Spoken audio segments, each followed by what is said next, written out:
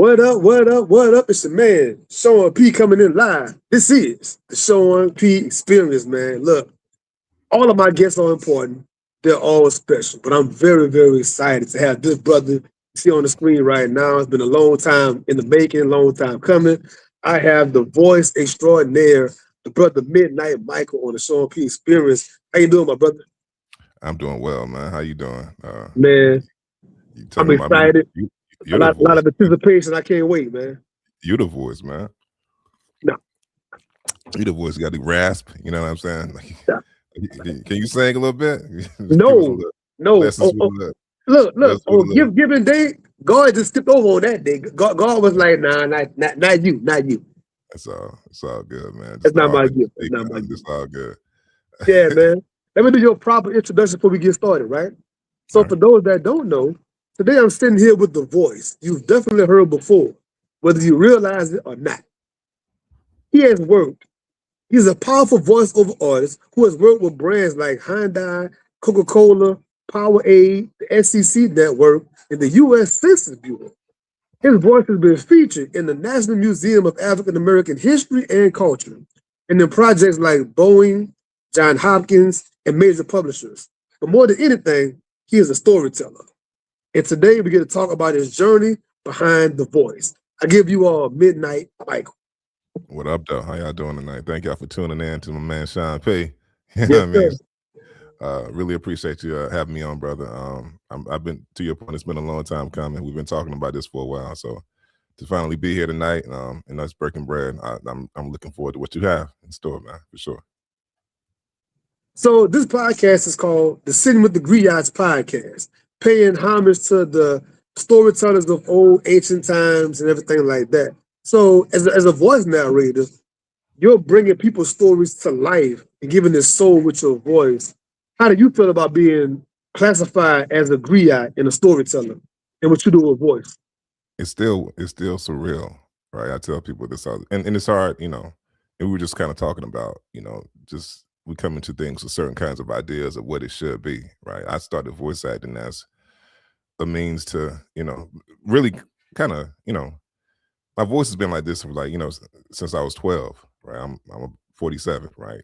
And so for the last several decades, people were telling me before I started, like, you should do X, Y, and Z, but nobody ever gave me the information. So my only idea of what this was what I saw, right? And then I learned, right? It's a little bit more than that. But even when it comes to telling people's story, right? That wasn't the idea, right? It was just to be in animation or commercial work or that kind of stuff. When I started, reading, narrating books, it was just by happenstance, right? I got fortunate to be, approached by several people. So it's kind of built from there, right? Just I had no experience. People was like, "We love your voice, give it a shot," and I just started doing it. And to that end, there's a responsibility, a certain weight that comes with it, obviously. And just I think the most important thing that I can point to as something that drives me is making sure that everybody's story resonates the way they want it to, or trying to get it there. You know what I mean? And that starts with me. It has to resonate with me first. You know what I mean? I have to find something in the story that helps me get to where they are, as in terms of how they're telling their story. So yeah, to answer your question, yes, it's still surreal, but at the same time, I understand the responsibility of it now. And as we get deeper understanding of it, we're just trying to be masters at the practitioner of it. You know what I'm saying? Just getting it out and making sure people understand, like, this is real, this is authentic, and you know, tune in for sure. Yeah, that's really important to me.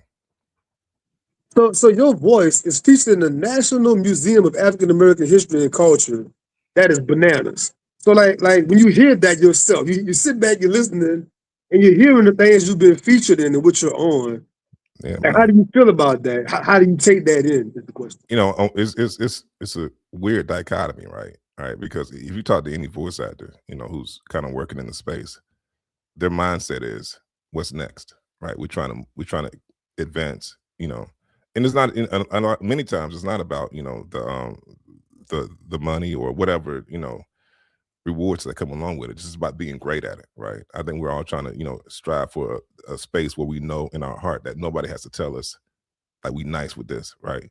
And so that's one part of it, right? Just that grind each and every day. The other part is, to your point, right? Hearing that stuff, right? Really appreciating it, right? Really appreciating the fact that that actually happened. You know what I mean? Because there's some things like I'm like, dang, that I did a Popeyes commercial, right? Think about Popeyes and how culturally, you know, impactful that is for us, you know, for our entire lives, man. However old you are, right? You know, and just to be on a commercial that of something that I've eaten all my life, like that, you know what I mean? And again, I've done other national, you know, stuff and just other commercials, or whatever. But I'm like Popeyes. I made it in my mind a little bit, you know what I'm saying? But you know, at the same time, right? I'm learning to appreciate stuff like that better. Just those, you know, those little milestones, those little victories that, you know, like I said, you know, they mean something more than just what we do, you know, in terms of like saying the words or, you know, being on the being featured on the commercial or whatever. Yeah, there's a lot to it, but in the end, there's two ways we look at it, and I certainly appreciate both paths for sure. But let me ask you this question, right? Might be hard to answer this question. But like, which moment mean the most to you? Because like when I talk to authors that have big old huge awards, they felt the best when they were featured in Essence magazine or Ebony or Jet because that was their family's magazine. Like you said with the Popeyes thing, that's our culture, right? So they felt bigger doing that versus the big whatever thing was. So what's that for you? And was Popeyes like the thing? No, it's not even that. I don't do it. I like it, you know, the recognition is cool, right? From a grand scale standpoint, right? From a macro standpoint. But in the end, it's the little stuff, right? Getting a call from my cousin in Georgia saying, "Hey man, was you on the radio just now? You know what I'm saying? Did you do a Morgan and Morgan commercial?" And I'm like, "Yeah, I did that." You know what I mean? And just getting those kinds of, you know, those touch points, right? Those kinds of things are really important, you know what I mean? Because it gives people hope, I believe, right? You know, because we all started, you know, just if we think about family and, you know, friends, and we all come from the same place, right? And, you know, to show people that, you know, I started doing this when I was 40. You know what I mean? It's, you know, I'm an engineer by trade, and I've been doing that for decades, but I kind of pivoted and, you know, right before COVID happened and started doing this. And, you know, people kind of laughed, like, what you doing? You know what I'm saying? Like you're successful at that. Why do this? But there's something to be said about passion, right? And the pursuit thereof. And like I said, I always encourage my daughters, my family, my friends, just to really, you know, lean into what that is, find it. The sooner the better, because there's none. I can't share this feeling with anybody, right? The feeling of I did that, you know what I'm saying? And I'm gonna keep doing that. And you know, like I said, hopefully people take something away from that. But those things, like I said, it's not the big thing. It's the little things, you know.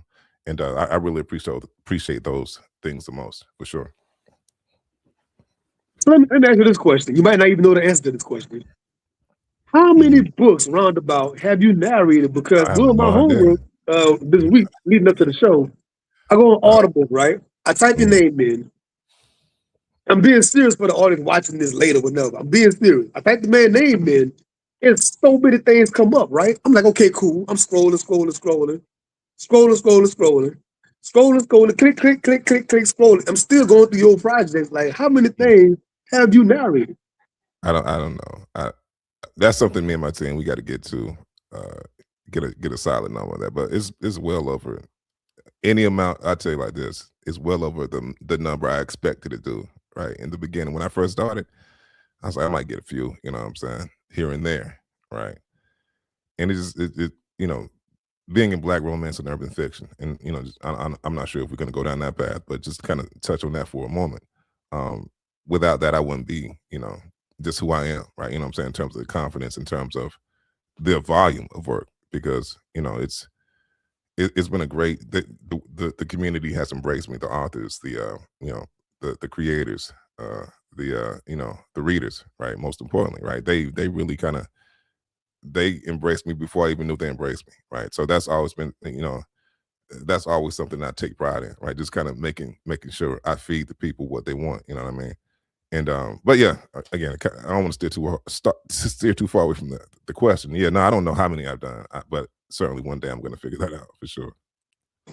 So speaking about being embraced, I was trying to tell a close friend of mine this morning about doing this show tonight and the importance of it to me. And she's not in the narrating space at all. She don't do audiobooks at all, right? Gotcha. So like she wasn't really like getting it at first. And I was like, bruh, the fandom behind these voices, like whenever you go on a book tour, you go to a book event, and the people come up like, oh man, I love your books, I love your voice. Like explain to anybody watching what the fandom can be like in the world of voice.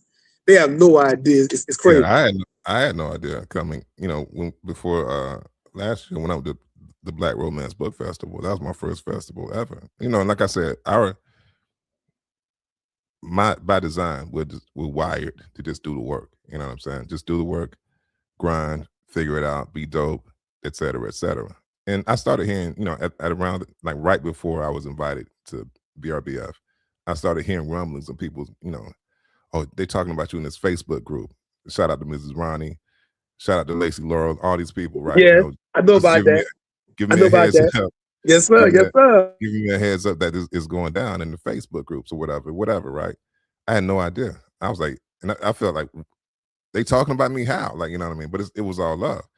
And so I had no idea, right, what that side of it was. And so when I got to BRBF, it was like, it was a culture shock from the standpoint of like my day, my life, a day in the life for me is like I spend like a bulk of it by myself. You know what I'm saying? Yeah, my wife is downstairs, yeah, but it's still we're here doing the work, right? And we're talking to ourselves in the booth or whatever whatever environment we're in, and we're by ourselves. It's a lonely journey, right? So when I got there and I seen all the people, right, and I walked in and I said, so I didn't even say my name or anything. I was just like, I was talking to my wife, I think, and I was like, hey babe, I think we're supposed to go over here.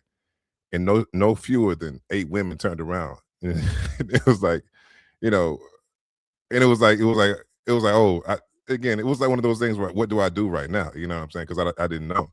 I didn't know how to handle it. So to everybody who's, kind of, it's hard to explain, right? I can't explain to you what it's like at those things, but it's genuine love. It's genuine love for not just the authors, not just the creators, but the narrators as well. There's a significant amount of appreciation for what we do. Um, and again, the love is real. I wouldn't even call it fandom. It's real, genuine love from another part of this community that we fit in. You know what I'm saying? And so we try to lift everybody up, man. Like by the time we got to Indie Love, we knew what it was, and we were able to embrace it better. I know Miles was there, Wesley was there, Alex was there. So we kind of broke bread, and there were so many more narrators there, but similar amount of love, and again the love between narrators too, right? That's another thing, right? There people have their favorites, right? And people rank us however they rank us. But when you sit in the room with us, it's not that, right? It's not. We understand, like we got to go get it. At the same time, there's space for everybody to eat. You know what I mean? And so, it's completely different than how it's presented in terms of the rankings, in terms of people's favorites and all that. We love each other. You know what I'm saying? It's real. Like we lift each other up. We try to the best we can. So yeah, it's wild, it's crazy, but it's all love at the end of the day. Yeah, I was trying to explain to because she's a writer as well, right? So I was trying to explain to the sister just the business of it, right? Because this is an educational podcast too, besides entertainment. And you get the right narrator on your project, man. Your project will take off with the right because Midnite Michael on it. As a fan, I don't know who this author is, but I know Midnite Michael works. Yeah. I want to hear that. So I know even myself as a consumer, I will go and find Midnite Michael and just click, click, click, click, click, click. I'm just downloading my butt off because I'm attracted to the voice. You know what I'm saying? Yeah, and I didn't understand the significance of the weight that carried. I was like I said, I was each book at whatever level it was at, and I'm not going to even qualify with the good and bad terms, but whatever level that book was at, I try to bring it to my level. You see what I'm saying? Of just excellence, greatness, the standard, right? You know what I'm saying? Like it's gonna be dope because I did it. You know what I'm saying? Signature, right? And I talked about this a little while ago on another podcast. I can't remember. But then again, it's all about signature sound. You see what I'm saying? Right. And once you get that, you know what I'm saying? It makes a difference in terms of not only your performance, but in terms of how it's received, right? That's why people want, to work with me, right? Because I'm working, there's a certain signature to it, right? It does bring people out. It does, it makes a difference, right? And still I'm learning to appreciate more and more, right? Also, with that comes a certain responsibility. Again, we talk about, responsibility, right? I can't do everything anymore, right? When we first started, and you ask any narrator, you're going to take everything, right? You're going to take everything you can, you know what I'm saying? Because you just want to work, but now it's like, okay, everything's not for me. I'm not for everything. You see what I'm saying? And I think it's important for us to make those, you have that discernment to really figure that out. You know what I'm saying? That, that somebody else's voice may work for that, and I can recommend that. You know what I'm saying? And that's what I do. I'm in a position to do that now, and I think, what's getting back to the responsibility of ours is bringing on new people as well. You know what I'm saying? So we can really kind of diversify how things are looked at within this world for sure. Yeah, man, because again, being in a writer space, and of course my colleagues being writers, we talking, the right voice can make or break your project, man. Like, if the project is not that good, but the voice is right, you could elevate a project possibly. Or it could be a real good book with the wrong voice and kind of like it might diminish a project. You know what I'm saying? So it's a real tricky balance, man. It's real. Yeah, it is. It's like hip hop, right? I know you're ahead. You know what I mean? And even with R&B or something like that, right? The beat could be terrible. The track it could be like one of those like what who did that, right? But if you get the right lyricist, the right singer, like I say this to this day, Fantasia can sing on anything and make it sound good. You see what I'm saying? Right? You know, um, I don't think there's a rapper that can make anything sound good. So that would be a stretch. But there's singers that can make anything sound good that they get on because of just their ability, right? And I think, you know,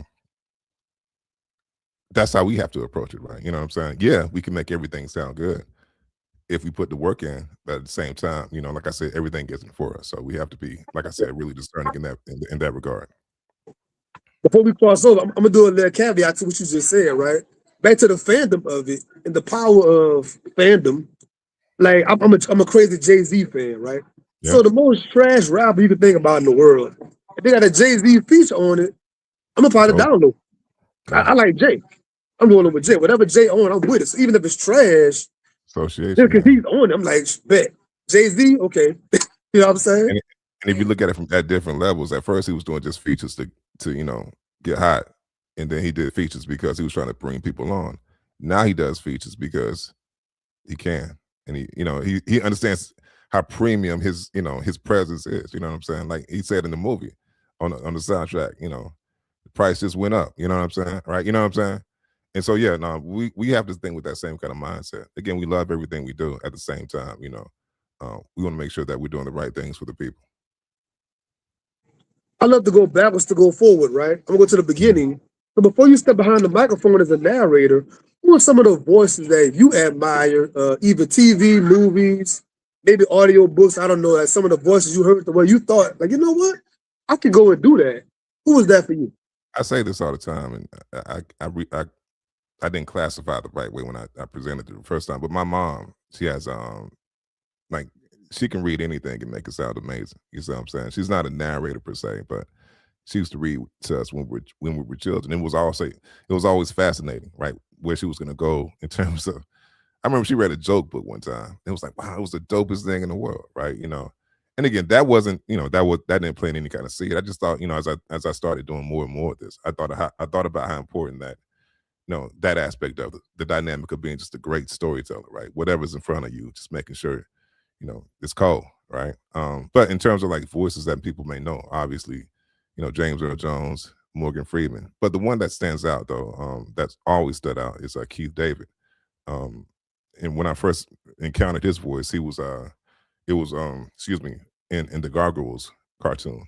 He was Goliath in Gargoyles. I don't know if you remember that cartoon, but that was my first, remembrance of hearing like, wow, he has an incredible sound, right? You know what I'm saying? And now, we obviously ran across him in different things throughout the years. I remember him in Dead Presidents, all these other movies, all these other, video games and things like that. But I would always was caught up in the rapture of his voice, and I said, if I ever did this, I would want to be, and again, going back to signature, right? His sound just sounded premium. Whatever he did was like, boom, you knew it. Don Cheadle, right? I love Don Cheadle's as a character actor, but his voice, you know what I'm saying? I listen to his books now that he narrates, and I'm like, wow, I didn't see that, but I can see it now. You see what I'm saying? So he's always Denzel's voice always stood out to me.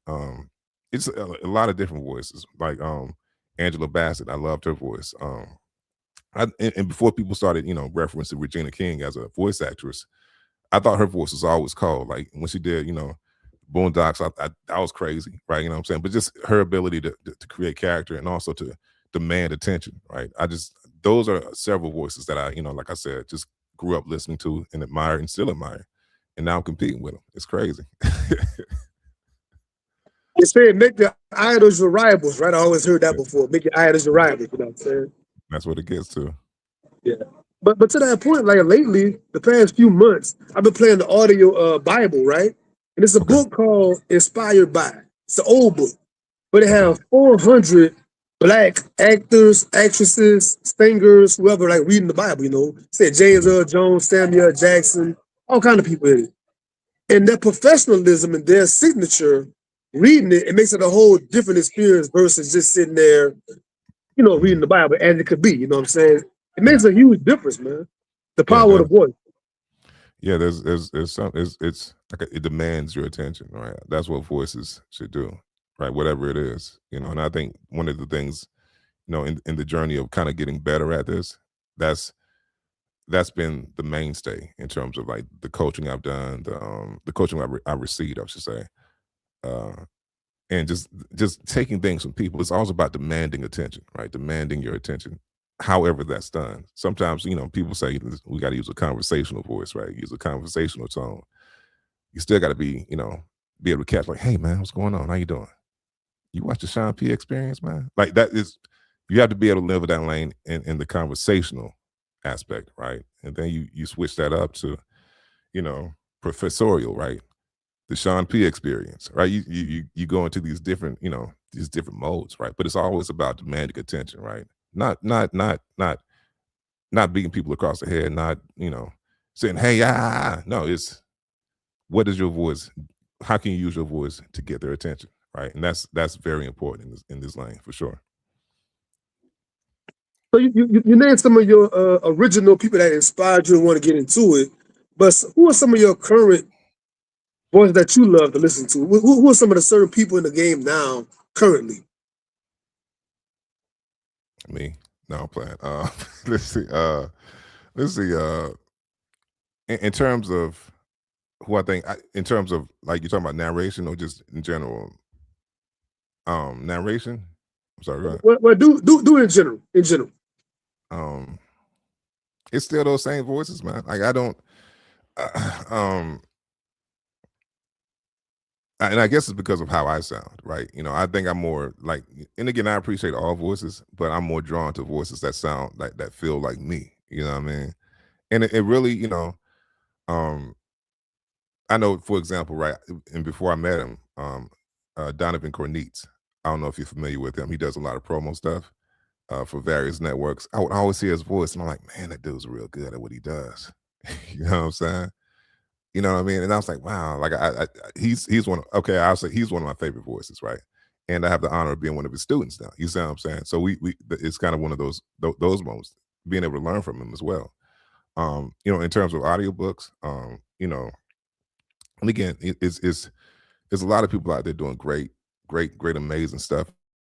Especially like, you know, the big names, you know, like Miles Washington, you know, Jacoby DM, you know, Winston James, Wesley, everybody, right? You know, Tree Taylor, but I love them all. I you know, and I say this all the time. They don't know it, and if they haven't figured it out already, I'm telling you again, guys, I steal from y'all. I really do steal from all y'all.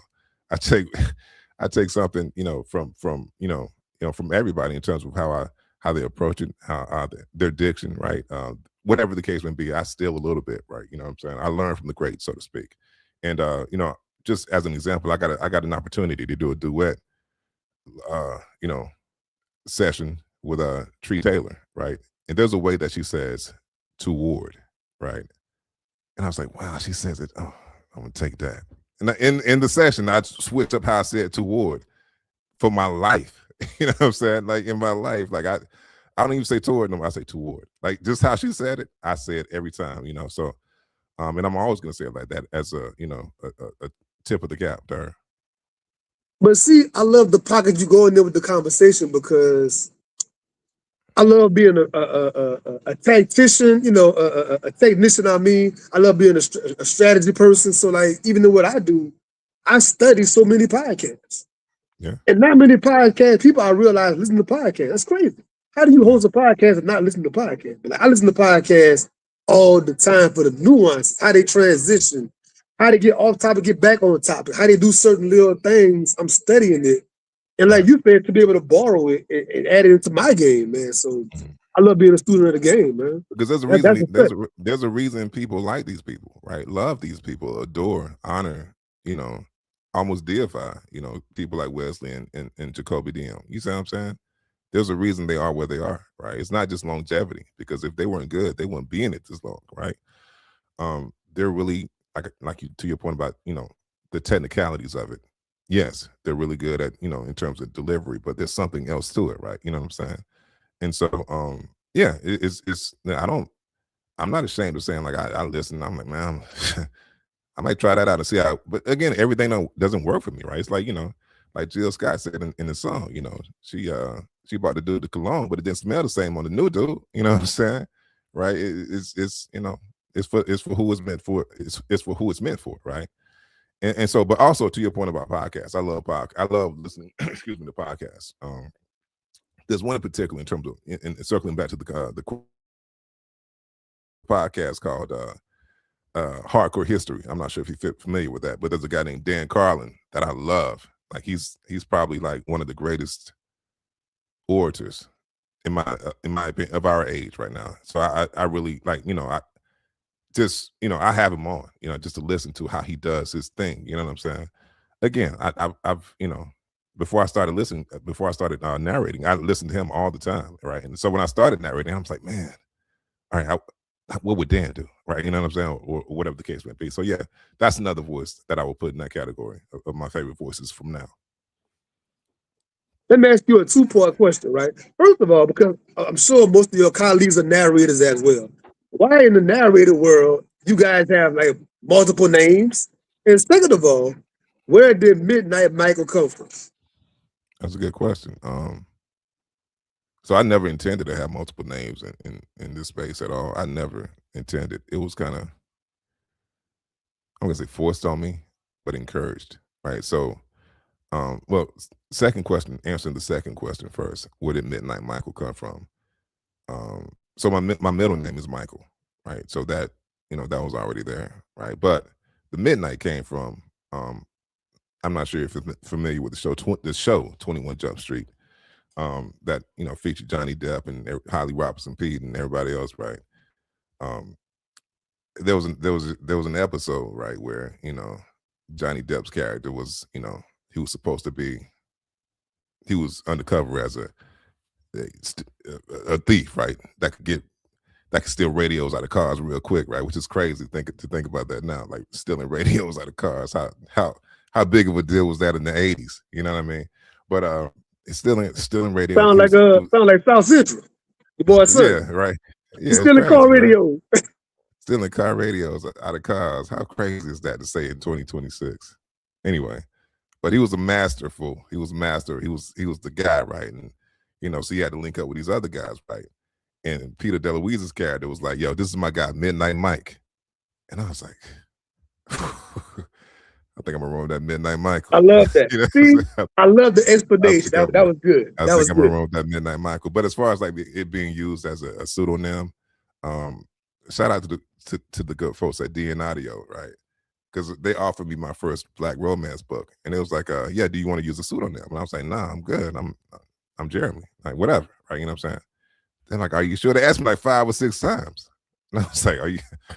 So after like the third time, I was like, maybe maybe it might be a good time to roll this Midnite Michael out. You know what I'm saying? And so, and just mind you, right, before I got into, this world, this lane or whatever, it was all, I was really trying to be like the next Barry White, you know what I mean? As far as like singing goes and, producing and doing it. So I have a musical background. So I started running with Midnite Mike as a stage name. So when I used it over here, I never planned to. But I was like, yeah, let's roll this Midnite Michael or whatever. And boom, here we go. Like 3 years later now, we still using Midnite Michael. So yeah. Yeah, but I never intended for it to happen that way, but it worked out that way. And again, back to educating the up and coming people trying to get into the space. Most things need to get a foot in the door. You gotta have a way into the industry. How did you finally get your start in the world of voice narration? So that's a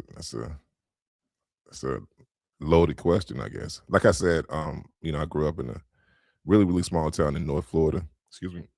And nobody knew anything about voice acting that back then, right? They would just when my voice changed, they would tell me like, "Hey man, you do X, Y, and Z," and I was like, "How?" Right? But nobody could ever tell me, right? Nobody had the information, right, from my hood or whatever. And so, I just went through life or whatever with this quote unquote amazing voice. And people would always tell me, "Hey, you have a great voice. Why don't you try this?" And I would always say, "How?" Right? You know what I'm saying? How? Like, show me out. And there were points in like in my timeline where I was like, I really looked into it and was so intimidated by like the prospect of trying that I quit, quit trying. Right. But it was about 8 years ago now, 2018, Christmas Eve. I was at helping wrap my daughter's gifts at the mother of my children's house. And when I got home, I sat on the couch and I was tired. I turned on the Discovery Channel, and there was a documentary on with the great Morgan Freeman. And in that moment, I don't know what happened. It must have been the stars aligned or God, boom, touched me or whatever in that moment. But I just sat up in that moment. I just say, you know what, man, real cocky. Like I was like, I can do that. You know what I'm saying? And that really was the turning point as it relates to everything. That led to me, getting to a training class. Because I was still trying to just figure it out myself, right? But I was like, you know what? If I'm going to do this, I want to do it right, quote unquote. And right is such a relative term, right? Because who's to say I needed training? But again, that was the route I chose. And with that training, I learned a lot of things. I also got some demos made, right? And from that point on, I just started shopping them and auditioning like crazy and losing and just, kind of getting beat up in this whole thing and trying to figure it out. And I'm still doing that to this day. So the one thing I would say to anybody getting into it, like it's a never ending story, a never ending journey of exploration, of, failing, of winning, of, doubting yourself or the imposter. It never goes away. Right. So you can't, excuse me, you can't doubt yourself. Right. And that's the point you have to get to. You got to get to a point where you don't doubt yourself. Trust what you hear, trust what you see, and trust what you're doing. So, there are a lot of misconceptions out there about what you need to narrate, right? So, of course, you go online, start searching up things, and there are 1,000 microphones and 1,000 the pop covers and the little booth. You can get the little booth and all that. What do you tell somebody is the actual essentials you need to start narrating? Give us your opinion about your favorites, to narrate. I don't have any favorites, man. Like I just try stuff. Like for a long time, I had microphones. Like I said, because of my background in producing and engineering and that kind of thing. I already had a gang of equipment up when I first joined. It was a matter of using that equipment to converting how I thought about using that equipment to make myself sound good as a voice actor. Right. I had all the software. I had all the I was using Pro Tools. I had like in essence, I had a I had a 12 gauge to kill a squirrel. You see what I'm saying? I had everything. You know what I mean? And so in reality, I had to skip right. It was I used to go off. Like I used to be in here just like a mad scientist, right? But so in reality, I had to scale down, right? Just to really understand, like you don't need all that. Either you got it or you don't, right? And when I say you got it, it's the mindset, right? Just being in the moment with whatever you're doing at that time, right? Because I audition probably 100 times a week, right? You know what I'm saying, for other stuff, right? Do I get 100? Do I win 100 times? Hell no, right? You know what I'm saying? The one thing that the equipment can't buy you is the belief that whatever you do, right, is good enough, right? And that's how I feel every time I audition. Like this is cold, you know what I'm saying? But to answer your question directly, like in terms of the what you need, obviously you need a microphone, good microphone. Again, good is relative, you know what I'm saying? Because it's not always about the equipment, it's about the wielder of that equipment. And so there in this day and age, there are great microphones that are very inexpensive that you can get started with. And again, you can grow from that, right? I started with something I can't even remember the name of as far as microphone. It was like a XJ900 or something like that. I don't even remember what it was, right? But now I graduated to a Newman mic. You see what I'm saying? Because I feel like I'm at that stage now where I know it.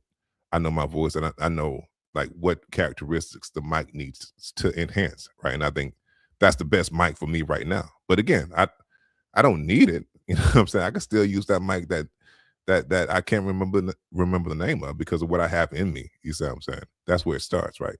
But a mic, a great recording device, a laptop or a desktop, whatever the case may be, Mac or PC, it don't really matter, right? But also a good interface as well, audio, the digital interface, which you can plug your mic in and interface that with the computer. And aside from that, a good space to record in, right? Those are the four essential things: that a good environment, a mic, a good recording device, and a good interface, right? Those are the four basic things you need. Now, again, like I said, you can graduate to other things, but that's all you need. Those are the the nuts and bolts of it, if you will, that will help you get started. Excuse me. Now, I love when you went with that answer because so many people, whenever they start anything, they think, man, I got to get the best microphone. I got to get the most expensive booth at my house and the most expensive, the little eggshell things on the wall. And they thinking like that's going to make me the person. But you're saying like it's in you, like they said. Like Yeah. it don't matter Let me what I'm tell you- using. Like I'm gonna still do what I do regardless of what it Right. is. You know what I'm saying? I have the mentality of like I grew up not with a lot, right? You know what I'm saying? But we were good at a lot of stuff. Like I could, sing, I could play instruments, I could hoop, right? You know what I'm saying? And if you think about hooping, you can probably relate to this. Many times, the guys that would come to the park with the best gear, the best equipment, the best, the wristbands, the head, all these Yeah, they kinds got of a the chase. yeah. They got the sleeve, the shooting sleeve, you know what I'm saying? They was the sorriest dudes on the court. You see what I'm saying? That's the dead the shooting sleeve and the dead Yeah, giveaway. Not on my this team. dude sorry, you know what I'm saying? And the dudes with the, with the toe up shoes, you know what I'm saying? Right, looking rusty, they would bust your ass. You see what I'm saying? Give it to you. Give it to you. They was flying from the free throw line, you know what I'm saying? Hitting J's from everywhere. You're right, what I mean? They were nice, right? So it's really, again, don't judge a book by its cover, right? And then don't judge yourself by your cover, right? You know what I'm saying? You got to be honest with yourself about where you at. And again, what the requirement is as far as equipment goes at that time, right? I'm at a certain level right now where certain things need to be in play. And again, we work on that kind of stuff, right? Because I'm aware of what the needs are and where I'm trying to go. If you're just getting started, man, and again, like when I started, I used to cuss my daughter in tennis, right? And I fell victim to like, we need everything. You know what I'm saying? We need everything. We need the bag, the nice little Serena bag, you know what I'm saying? The nice, all this kind of stuff, right? But I'm like, first of all, does she even want to play for real? You know what I'm saying? And I'm jumping out the window buying all this stuff, and it didn't even matter because in the end, the love wasn't there. And so it was a great learning experience, but I wasted a lot of time and money just trying to feed into something that just wasn't hungry. Amen. Okay. Right. You know what I'm saying? So we have to remember that when we're doing stuff like this. One last technical question before we move on, man. Like you have a musical background, so understanding mixing and mastering, understanding those things, is that a vital point for a person to understand as a narrator to be able to do that stuff yourself, to be able to narrate and then go in there and clean it up and everything? Is that a technical skill you gotta have? A part of it is, but not to the extent that people I think believe it is. Right. For the most part, like I said, when you're working with, as a narrator purely, right, you're not producing the book, you're not, distributing or nothing like that, then your only responsibility is, narrating and possibly editing. Right. You see what I'm saying? So again, going back to the, the importance of a good mic and a good environment, that plays a part in that, right? Because a lot of that stuff, like a lot of the editing, right, you know what I'm saying, if you don't have a good environment or a good mic, is, the noise, right, the mouth, all these things, right, that come into play, right, when you don't have, a solid foundation to begin with, right? So again, I say this to anybody, right? Get your editing skills up. Yeah, that's a big part of it, right? That's a no-brainer. You're gonna have to do that regardless, whether you just narrate or, you take it further and you start producing your books for other people and yourself. But yeah, editing is a big part of it, right? So again, good environment, good mic, etc., but also good editing skills as well. Yes, sir. Yes, sir. Now, I'm a routine guy. I'm a ritual guy. All that stuff. Give us the idea of your routine mentally and physically before going into the booth for a session? Like, walk us through like the Midnite Michael thing before I go in. I'm going to get it in. Well, that's crazy because I don't even think about it like that. But if I have to like really qualify it with steps, we'll say, step one is like, really trying to honor rest, getting good rest before before starting the day, right? Vocal rest, just But, overall rest. wait a minute, Mike. For you, having the voice you have, if you're a little bit tired, the little tired voice thing, that's an advantage, right? No, not real. It can be depending on what we're doing, right? If I come in, because again, there are times when I'm doing commercial stuff, they'll be like, "Man, you sound good, but we need more energy, right? You know what I mean? We need more oomph, right? Or whatever the case may be, whatever words they're using in that particular session. So yeah, it can be a huge benefit, but it can also, and I tell people this, it can be a huge, I'm not gonna say drawback because it's one of those things I lean on, right? Because I know the voice is good. You know what I mean? I'm like, this is who I am, right? You know what I'm saying? But some people, I like to be pushed. So yeah, but getting good rest really aids in, mentally being ready for what is presented to me that day, whether it's a recording session with a production team or just me, narrating a book or whatever. So rest is good. I like to sing too as a precursor to, recording, right? And sometimes I kind of get lost in that. I start writing my own songs, and when I need to be reading a book, I be writing songs and working on music. But no, I sing a lot, and I think it's important. It helps me remember to have fun. You know what I mean? To have fun with whatever's going on that day, because it's not. And I tell people, it's not easy, ladies and gentlemen. It's not easy to record a book. Period. No, man. Please give them more on that because people think. And I say this all the time on my podcast about the audio part of it. They think because they can read to their children at night or you can read to your book club maybe. It's way different getting in that booth, man, putting them headphones on, getting the front of that mic. Like, it's a whole different conversation. It's a different world, bro. Like, when you're by yourself, right? Okay. Two things really stand out. A, you really don't like how you sound at first. That's number one. And number two, right? Kind of an extension of that. You're your worst critic. You're the worst critic you'll ever run into. Like everybody, you're your worst critic. And the things you have to learn, the two biggest things you have to learn is not about how you sound, period. It's not about, again, how you sound in terms of, like I got to sound really good, right? You know what I mean? It's not about that, right? It's about, like, are you connecting with what you're saying?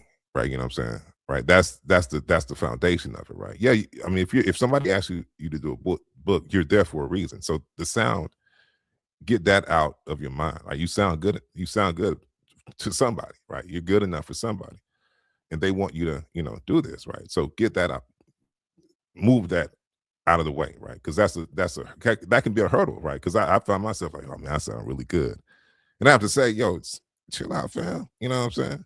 Right, just like, let's make sure we're connecting with this, with the material. You know what I'm saying? That's the biggest part of it. Connect with what you're saying. And then also removing that critic, you know what I'm saying? Right, because the critic will, keep you in the bed and not allow you to get up and read. The critic will say, I don't want to do no more books. The critic will say, the critic will tell you to stop doing this, right? Your critic, you, the critic. So those two things, right? The sound and the critic are things we have to really manage as we do this, because again, we can get too high sometimes, or we can get too low, just based on how those things affect us on a daily basis. So, excuse me, to your point about, is we can read to our kids, we can read to a group. When you get behind that mic by yourself, right, and you got to record, it's a different kind of thing. So, and again, it's not easy, it's not hard, but it's not just as easy as people think it is. So I had the pleasure during the pandemic. I recorded 4 of my own books. So I was in that booth, man. After doing that, I tell all of my writer friends, you got to do it like one time. You got to. Like, you find yourself as you're behind the booth reading it, you're almost editing in your mind, like, man, I should have put this. Because you can tell when you're talking if it's too many words or you needed a word, like the breath. the natural breath, the natural rhythm. Like, oh, you start editing in your mind. So I tell all my writing friends, even like read to your phone as you write it, because you're gonna catch. It's a different kind of editing process. It really is, and we fall into that too. And one of the challenges we have to kind of work with or balance is doing that, right? Because there are things that we want to fix, but sometimes if we fix those things, right, we get dinged in the pickup process of no, just leave it like it is, right? But it doesn't sound right. It doesn't feel right, right? But that's not our job. You see what I'm saying? Unfortunately, right? But yeah, to your point, I think every author who writes should at least get in the booth once or get behind the mic once and see how it sounds when they read it. I think they'll have a greater appreciation for what us narrators do. We as narrators do, for sure. This is a great segue. Let's talk about this is a fun part. Let's talk about writer's pet peeve, right? So tell me as a narrator, you and your narrating buddies, amongst y'all circle, what are some things that writers might do that you guys talk about? Like, man, I wish they wouldn't. You call your homeboy on the phone, like, man, guess what? They did it again. Another one. What's something that writers do that we don't know? It's just what you talked about, though. It's the editing, right? The poor editing, no editing, lack of attention to detail when it comes to, phrasing, everything, right? Because again, like some books, right? I say this, some books aren't written to be read, if that makes sense. And you can tell up front, like it's just too wordy, right? There's too many, I call them gymnastics, maneuvers we have to go through to make this feel natural, to make it feel like it's authentically coming from us, right? You know what I mean? And again, going back to what we talk about with the people associated with the names, right? This narrator's tied to this book. It might not be the best book, but the narrator's name on it, so it's going to move, right? Yeah, that's cool, but what I'm saying, when you listen to a book, right? If you could be listening to me, and it's like, and if it's not good, right, it's still not good. You see what I'm saying? Sometimes, right, even with the voices that are tied to it. So I think the biggest thing we talk about is like punctuation, right? Run-on sentences. Please, shorten this paragraph a little bit and make it multiple sentences as opposed to one paragraph of a sentence, right? Those kinds of things, right? And we challenge ourselves, like I said, to make sure we're making it shine. But at the end of the day, though, it will be very beneficial to us if there was better editing in some instances. Definitely, yeah.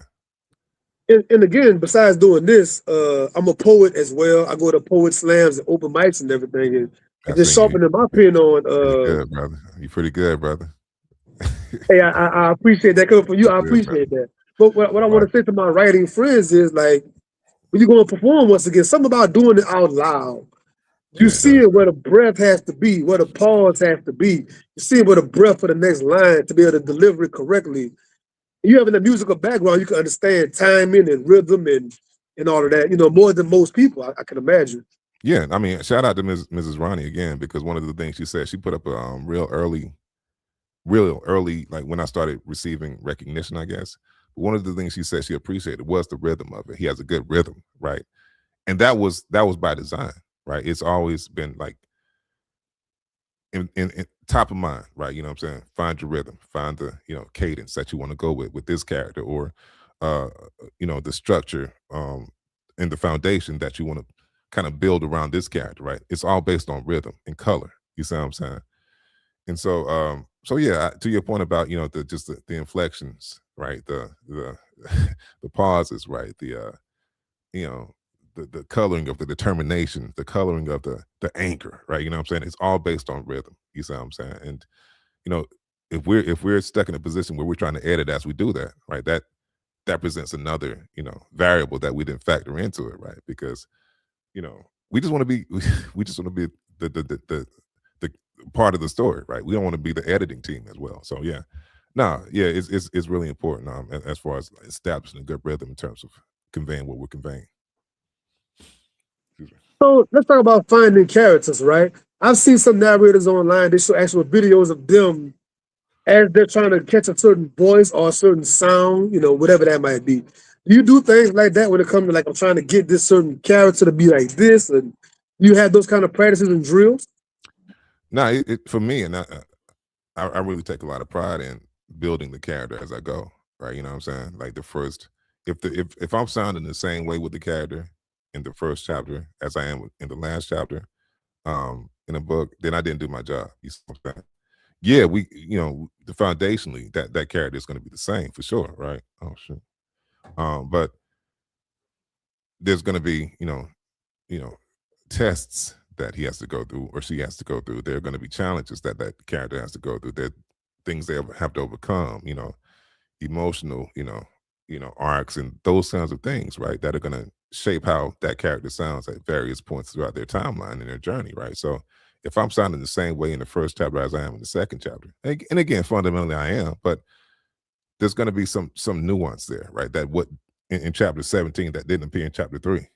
You see what I'm saying? I hope, right? That's the goal, right? So in terms of defining and shaping characters, that's how I like to really approach it. Just let's work through this together, right? You know what I'm saying? And I really like exploring, right? As as we kind of build the character throughout the course of the book. Okay. I got like 4 questions for you, my brother. 4 questions, and I'm gonna get you out of here, right? So let's talk about expanding the craft besides audiobook. Now, the average consumer walking around, we're so inundated with things all day, you're not thinking about it.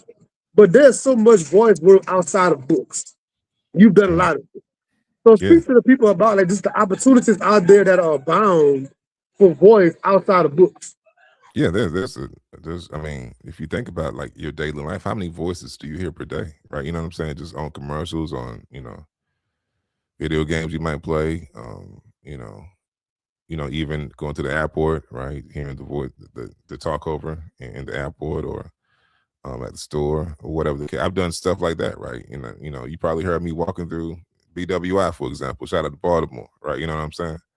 But yeah, just there's a number of avenues, right? It's just, and again, like for me, it was the opposite, right? You know what I'm saying? I started with other work, and I discovered audiobook narration because I didn't think it was as big as it was. Then I got it. I was like, wow, this is a huge world and this is I work in one small part of it, right? But yeah, but to that end though, but yeah, like there are a number of just things you can get into as it relates to voice acting. Like I said, commercial, animation, e-learning, corporate training, museums, right? And just again, like and even in arena stuff for like sports and stuff like that, right? You can do stuff like that. But it's bigger than you think it is. But at the same time, the more you work, you'll realize how small it is because you run into the same people over and over again. Yeah, I've been blessed to be a part of a podcast, the Joe Dupree in the Morning radio show for a few years now. And he an OG in the voice game, but Joe Dupree done told me in private, like, man, he landed some Disney gigs. He's done some Netflix things, like automated stuff, like Star Wars, and he's done John Madden video games and stuff like that. Like telling me about getting flown to certain places, and they take care of everything for him, and the kind of chase he got from those kind of opportunities, man. It's like, man, that's crazy. It's crazy out there. It's crazy, and it's like, man, I wish I would have started sooner because it's the market is flooded now, so the competition is a lot higher, right? And that kind of that takes a lot of people out early, but back in the day, again, the competition was still there, but there were more perks to it. Like to your point about getting flown out, I was like, hey, fly me out. You know what I'm saying? I need to get flown out. Yeah, Get flew out. Yeah, I mean, I've never been flown out nowhere. You know what I mean? But shout out to my man. Yeah, that's dope. Yeah, man. Doing my research once again, man. Seeing you do the voice work for the LA Clippers and things of that nature, Daytona 500, like just hearing your voice on those things, I feel so proud. Like, man, like They got nominated for an Emmy, by the way. The wow. Daytona 500 sports Emmy. Emmy. I was like, whoa. Yeah. See what I'm saying? See what I'm saying? Like that's cool. Once again, bro, I love asking my friends on the podcast, like, if you get a Pulitzer Prize or the National Book of the Year award, we have a habit of being like, oh yeah, that's pretty cool, or kind of like brushing it off, like, oh yeah, but like to really soak it in, like, man, like this is amazing, bro. Yeah, one of the things that drives me, and I don't talk about this a lot, but one thing that really drives me though is like I said, I'm an engineer, and I was leaving work when I first started. I was leaving work one day, and I was getting into my car, and I just heard this voice loud and clear, like we're talking right now, just clear as day. It says, you're gonna live announce the Grammys the night you win a Grammy, right? And I was like, all right, you know what I'm saying? And it was like a real conversation, real quick, like real, like, 3-second count. I was like, yeah, I got you. You know what I'm saying? And so that's a big part of my DNA, man. Like just striving for that, man. Like a lot of awards are cool, like, you know what I'm saying? But there are certain things that's the passion, right? That's what, like, the passion is, that's the bedrock of it. You know what I'm saying? Because again, I thought I was going to win a Grammy, like being like I said, the next Barry White or something, you know what I mean? But they're like getting back to like opportunities like that. I didn't know I could win a Grammy for reading a book, right? Narrating a book. I didn't know that at that time. You see what I'm saying? But the And more I looked, I was like, I, don't- wow, yeah, I can. I don't want to misspeak, but I think President Barack Obama Yeah. has won a couple of Grammys or something like that. He narrates this like this nature documentary on Yeah. Netflix. He's done like one or No, two of them. yeah, and that's who we bump up against in those circles, right? The Don Cheadles, I know Maya Angelou won some, Barack Obama, and just people like that. Like, that's who that's who I want to beat. You know what I'm saying? That's who I would take down. You know what I mean? And if that's not the mindset you have, right? Because again, I lost it, and I never forget this, and it broke my heart, but it gave me a lot of hope. I auditioned for a Cadillac commercial. It probably would have been my first national ad. I got it, and they called me back later and said, "Nah, man, we can run with Ice Cube." And I was like, "For real?" I was like, "Word?" I was like, "Man, all right." But That's I was crazy. like, I was That's happy and like crazy. mad at the Yeah, same time that I'm losing to Ice Cube. yeah. You The know what I Ice mean? Cube. Like, all right, I And I was get it. like, I man, get it. I I don't. get it. Yeah, No, yeah, man, yeah. So, that's what's up, so, man. so back to educational. Okay. How does a person get a foot in the door in any of those kind of that universe? How does it even start? It's a number of ways. There's no wrong way. I think the only wrong thing is not getting started, right?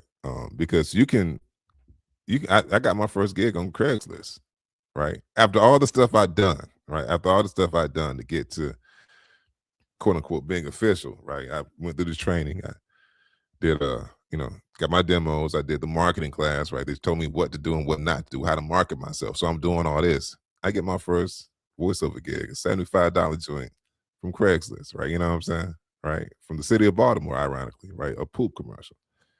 And that was the greatest $75 of my life. You feel me? So again, yeah, Yes, yes, yes. greatest $75 of my life, right? Because somebody believed enough in me to do that. You see what I'm saying? But I can again, just relate to that, brother. I to tell answer the folks all question, the time, like, of course, I got a full-time job or whatever, right? yeah, I've had 2 or 3 jobs at a time sometimes, right? okay, Like the money I make with books or even yeah, public speaking, that's it's the like, best money versus the money I'll quote unquote work for. When I get the book money, yeah, it's that's crazy. been different, bro. They do it hit different because That's been different to me. it's paying off something. And here's the thing, right? You don't even know what that return on investment is really returning. Like, where's you know what I'm saying? Like, where's it hitting at? You know what I'm saying? Like, I thought it was because I'm the greatest ever, right? But that's not it, right? I thought it because I can make money on the side, but that's not it either. I still don't know what that is. You see what I'm saying? Why it's so gratifying to, be able to do this stuff, right? You know what I'm saying? What the gratification, what itch is scratching, what palate is satisfying, right? I don't know yet, right? I just know I want to be dope. You know what I mean? That's it, right? That's the Yeah. drug, I guess. I And just want to be dope at I guess us being sport guys is a part of the conversation, but like being competitive. So it's like it. Yeah. when I do open mic or I do a slam, for an example, like last night, and I actually win and get paid, Yeah.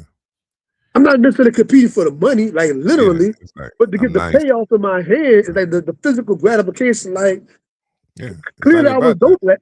dope. Clearly I Yeah. was dope last night. You know what I'm saying? It's hard to Yeah. explain. Like Yeah. No, I get it. No, it's hard to like, yo, this is like when, you get you become in demand. And that's cool, but it's like, okay, it still ain't enough. It's still not enough. And I never wanted to be enough. And I tell people this all the time, never want winning to be enough.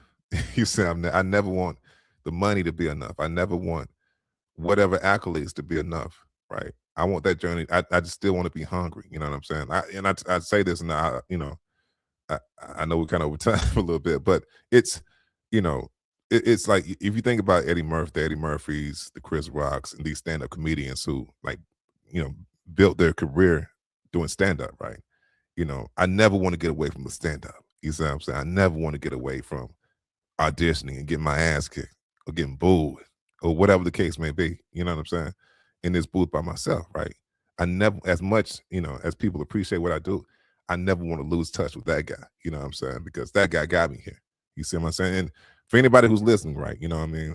However you decide to get into it, there are many ways, right? There's training, you know, there's networking, you can go to conferences and meet people, right? You can get lucky, right? You can, be on stuff like this, listening in, and somebody sees your voice. I remember on Clubhouse, when Clubhouse was hot, you know what I mean? There was a guy named Mark Gus at ACM Talent Agent. He would have like a weekly thing, and people would come on, and they, I think he signed a few people from that. So there are vehicles through which you can get to where you want to go. But when you get there, what you going to do with it? That's what you got to ask yourself. So as you strive to find that out for yourselves, certainly reach out to me. I can certainly answer a lot of questions.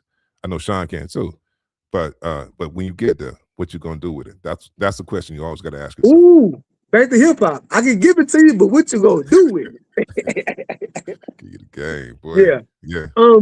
At this point in your career, what is like the granddaddy opportunity for you? Like, what's the big joint for you? Like, man, if I can land this, like, what is that for you now?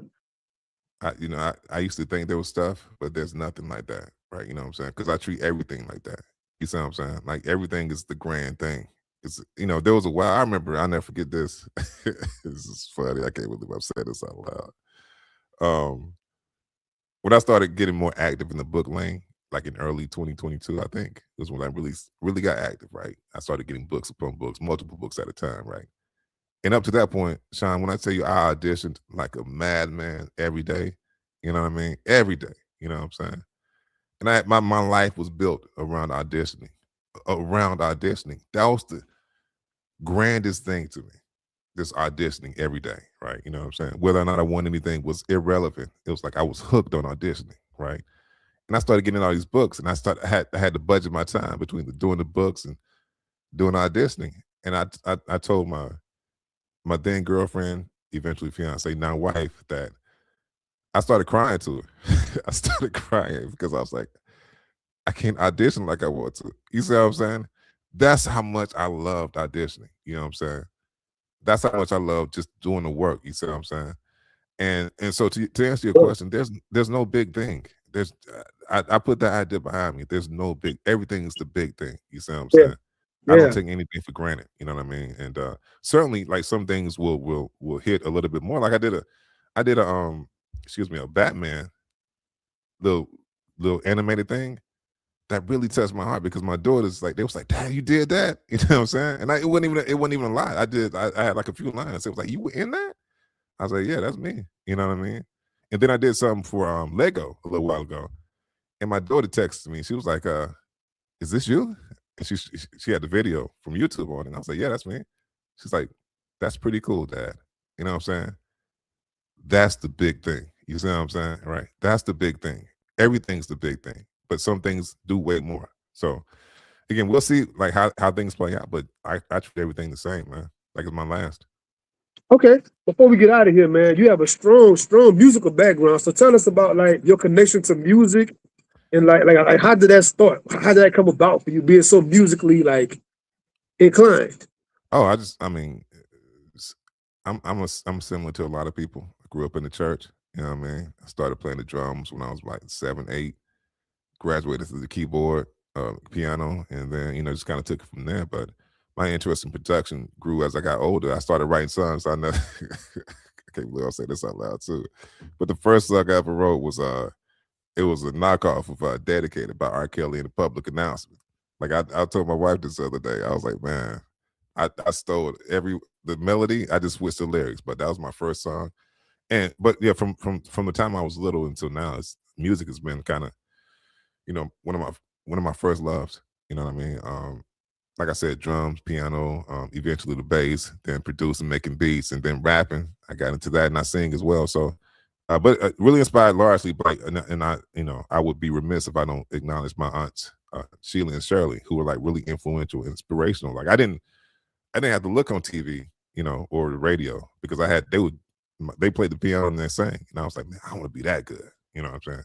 And those are my heroes. You know, still to this day, I'm still trying to sound as good as them. But you know, obviously, we pick up influences over the years, and my brother raps, so I try to I always try to be like him. And so yeah, but that's been a big part of my life since I can remember, and I don't see it going anywhere anytime soon. And speaking of hip hop, for those that don't know, please go to this brother page and scroll down a little bit. He had a birthday joint he did.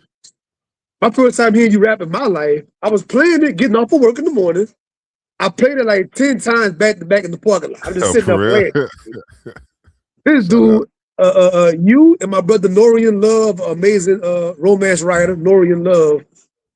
Man, y'all boys got some bars in this book game, and y'all boys got some bars, man. So like, And we tell got me, that's okay.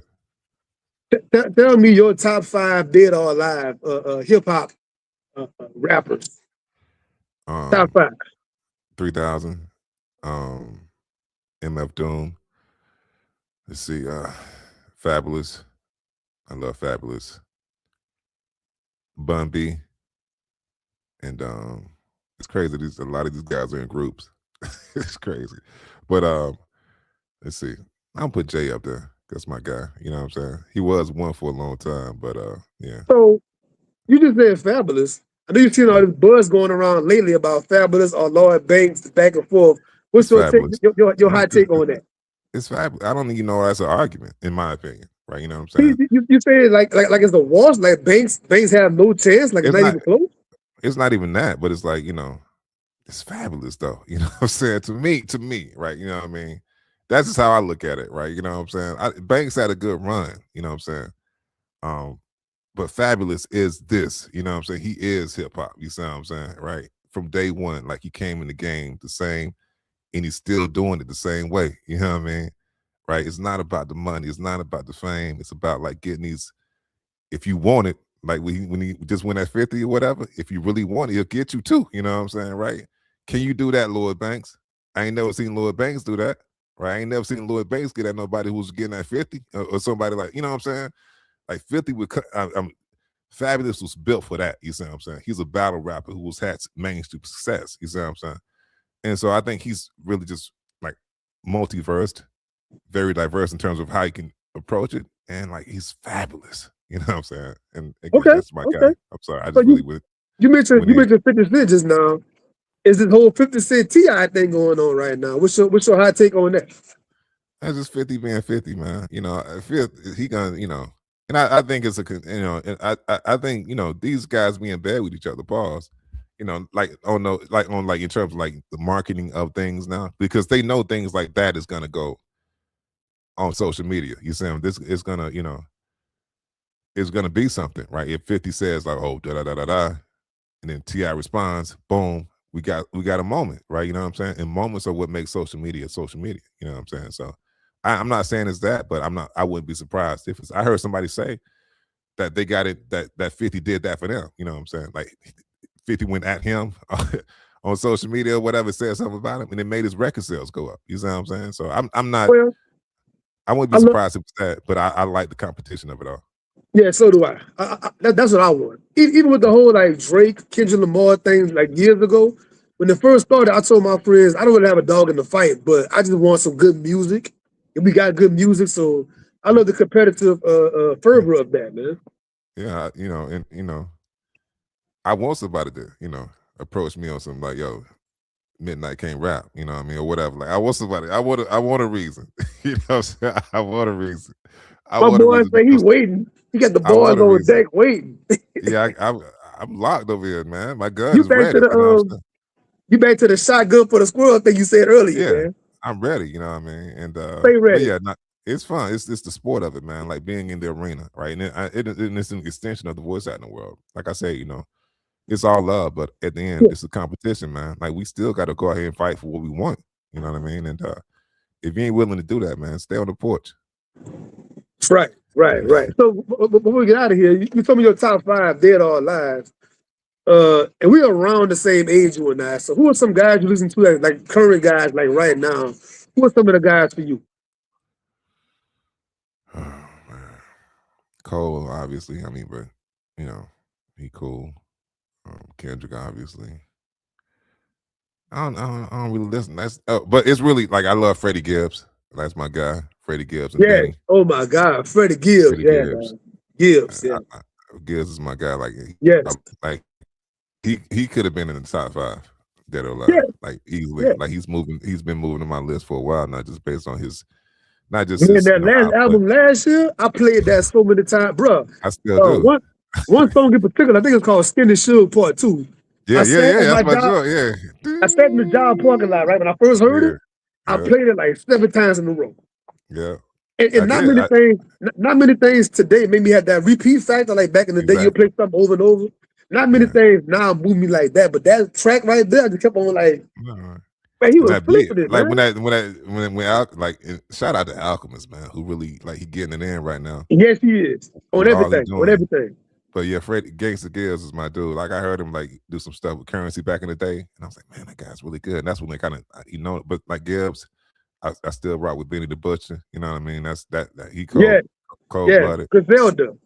Yeah, Griselda, all them dudes, man. I love Conway, man. That's my dog, Conway. Yeah.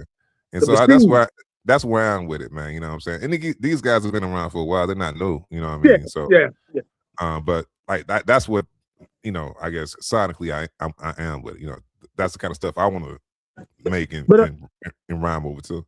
You know, at my job, most of my coworkers are in their 20s. You know what I'm saying? So we talk about music and sports and all that. It get different, but I'm just proud for the past couple of years. Like some of the top guys in the game, they 50 and up. They 40 and up. You know, the Clips and the T.I. coming back. You know what I'm saying? Just there, like Juvenile coming back, and you know, LL Cool J dropped something last year. You know, all these guys are coming back. Like, man, I'm still here. Cold. Which was cold, and I'm not even an LL dude like that. Like when I tell my wife, she get at me like, stop doing that. But I'm like, I ain't checked for LL since, like, you know, I don't even know. Like, you see what I'm saying? I would never like ride around playing LL, but I know he got bars. Like, I would never try to like challenge LL. Yeah, but I heard that, I was like, that's a really good album. You know what I'm saying? And it's not gonna get the kind of appreciation it deserves. But yeah, like Gibbs, you know, Griselda, Benny, like that's where I am with it right now in terms of. Man, look at Method Man. Like Method Man actually getting better. Isn't that scary? Method Man getting better? Nah, that's what it should be though. Like I think we should take something from that. You look know at Nas. The Nas feature. We should take something from all that, man. We should take something from all that. You know what I'm saying? Look at Killer Cam and Mace, right? They playing around. They're just playing. Think about it. They got serious with it. You see what I'm saying? Bro, how nice that album will be. Most people don't know like Murder Mace. They don't know the old Mace. Yeah, they know Bad Boy Mace. You know what I'm saying? They know Bad Boy Mace when Puffy, you know, Paul's got the designer shoes. They all done before that, right? You know what I'm saying? Yeah, and we were seeing that stuff. We were seeing that stuff in Florida, right? You know what I'm saying? Right? You know what I mean? So, bro, even Joe Budden, they know him from the whole Pump It Up song, right? For some reason, the Pump It Up. But like the Joe Budden mixtape run in Slaughterhouse was like Slaughterhouse. Like he got his own. He got that what's the name of that song? I can't think of it, but he got a verse on that song. I was like, that joint made me cry because it made me think about my uncle. Like it was like some grown man. You know what I'm saying? To your point about we're a little bit older. Yeah. Say that. You know what I'm saying? That's a joint on Slaughterhouse. I really, but yeah. I mean, we can talk about this all night, man. You know how we do it, man. I don't want to keep you. You got a long day and everything, man. But thank you very, very much, my brother, the voice extraordinaire, Midnite Michael, for gracing the Sean P experience. Hopefully not the last time, man. I love having repeated guests, man. Bring me back, man. Bring me back. I'm trying to be famous. You know, you gonna get my numbers all right. up. I got you, man. We'll bring you back, man. Anybody watching this later on, man, the next guest coming up next week, I had a flyer on the page pretty soon in the following links. And I'll see you all next time on the Sean P Experience. Bless. Be blessed, y'all. Okay, we are now.